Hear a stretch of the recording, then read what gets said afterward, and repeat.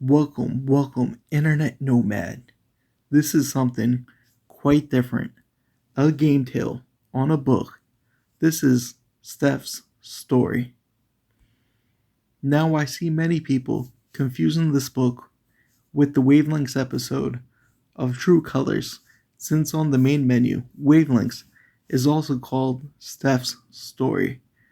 There's a novel which timeline wise is before Wavelengths. Deck 9 is trying to build a connected world with the Life is Strange series. While Don't Nod had references and other callbacks, Don't Nod wanted Life is Strange to be an anthology series. This means each game is a standalone experience. Deck 9 was asked to make a prequel with Before the Storm. They later became the official Life is Strange developers.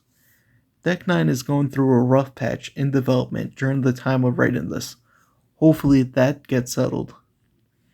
I heard from X about this Life is Strange novel. I decided to subscribe to Audible to get audiobooks.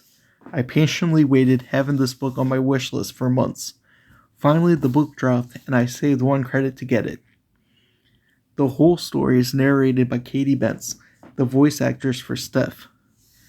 Now I'm making spoiler-safe videos. I'm going to include info found on the Audible page of the book. However, the summary includes most of the book, so if you like True Colors and want to hear it for yourself, I recommend skipping this video and enjoying the story. This is touted as the official origin story for Steph.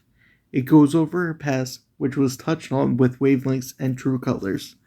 Basically, Steph meets this girl Izzy, and they form a punk rock band called Drugstore Makeup.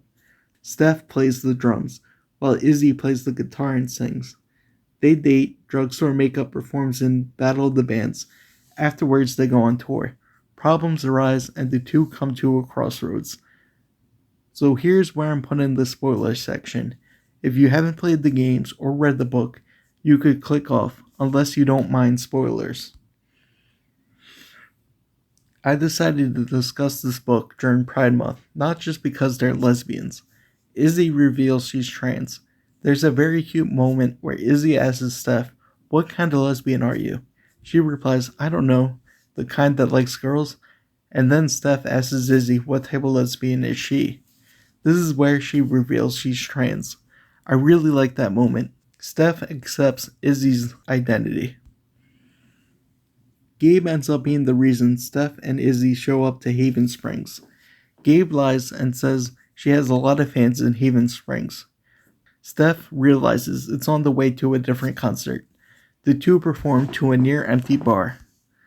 Steph realizes she wants the quiet small-town life.